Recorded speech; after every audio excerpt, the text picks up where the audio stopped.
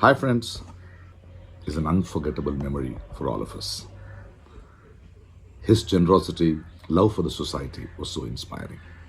20 வருஷத்துக்கு அப்புறமா இப்போது கில்லி படத்தை ரிலீஸ் பண்ணியிருக்காங்க.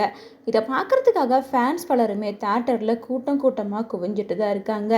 புதுசாக ரிலீஸ் ஆன படத்தை விட ரிலீஸ் ஆன கில்லி படத்தோட ரெஸ்பான்ஸ் தான் அதிகமாக இருக்குது அப்படின்னும், கலெக்ஷன் வைஸ் பார்க்குறப்ப புதுசாக வெளியாகிற படத்தை விட கில்லி படத்துக்கு தான் அதிக கலெக்ஷன் பெற்றுட்ருக்கு அப்படின்னும், இன்னும் தொடர்ந்து 10 நாட்கள் கில்லி படம் தேட்டரில் இதே மாதிரி கூட்டத்தோட ஓடும் அப்படின்ற மாதிரி தான் பேசப்பட்டுட்டு வருது.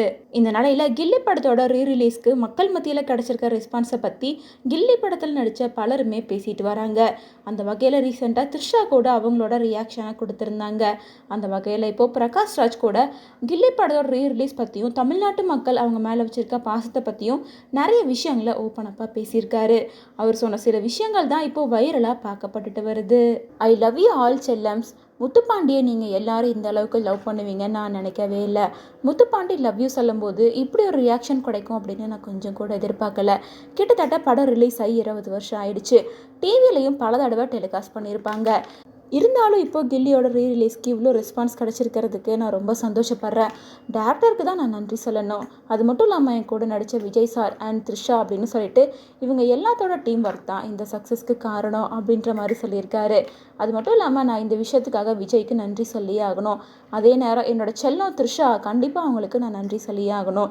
ஏன்னா த்ரிஷா கூட என்ன முத்துப்பாண்டிலையும் நிறைய பேர் லவ் பண்ணுறாங்க. அதே நேரம் அபியும் நானும் படத்துலையும் என்னையும் த்ரிஷாவையும் பல பேர் லவ் பண்ணுறீங்க.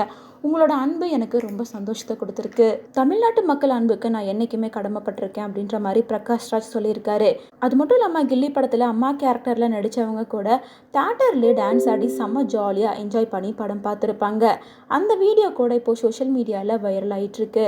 இது எல்லா விஷயத்தையும் ரொம்ப ஜாலியாக கில்லி படத்தோட டேரக்டரான தரணி அவர்கள் என்ஜாய் பண்ணி பார்த்துட்ருக்காரு. இன்னொரு பக்கம் கில்லி படத்துக்கு அப்புறமா சிம்புவோட ஒஸ்தி படத்தை அவர் டைரக்ட் பண்ணார். அதுக்கப்புறமா கிட்டத்தட்ட 13 வருஷமாக எந்த ஒரு படத்தையும் டைரக்ட் பண்ணாமல் இருக்கார். திரும்ப கில்லி மாதிரி ஒரு காம்பினேஷனில் அவர் ஒரு படம் எடுக்கணும் அப்படின்னு சொல்லிட்டு ஃபேன்ஸ் எல்லாம் அவங்களோட ரெக்வஸ்ட்டை வச்சிட்ருக்காங்க.